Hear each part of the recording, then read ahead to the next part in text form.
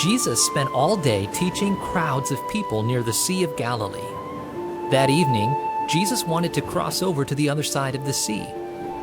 So Jesus and his disciples left the crowds. They got into a boat and began sailing.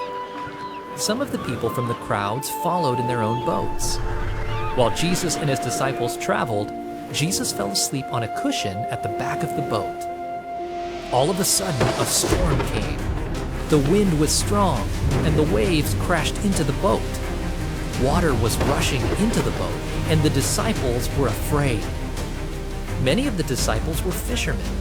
They had survived storms on the sea before, but this storm was different. It was so strong. If the water kept coming in the boat would sink. Surely they would all drown. The disciples looked to Jesus for help, but Jesus was still fast asleep at the back of the boat. He didn't seem to even notice the storm. Did Jesus care that they were about to sink into the sea? The disciples woke up Jesus. "Lord, save us," they said. "We're going to die." Jesus opened his eyes and saw that his friends were afraid. He got up and spoke to the wind. Then Jesus said to the sea, "Silence, be still." At the sound of Jesus' voice, the wind stopped blowing and the waves stopped crashing. Everything was calm, and the disciples were safe.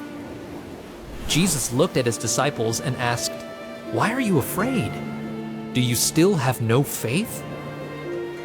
The disciples were amazed. "Who is this man?" they asked each other. "Even the wind and the waves obey him."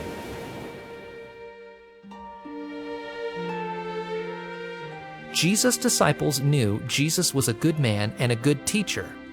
When Jesus calmed the wind and the waves, he showed his disciples that he is also God. God rules the sea and stills its waves.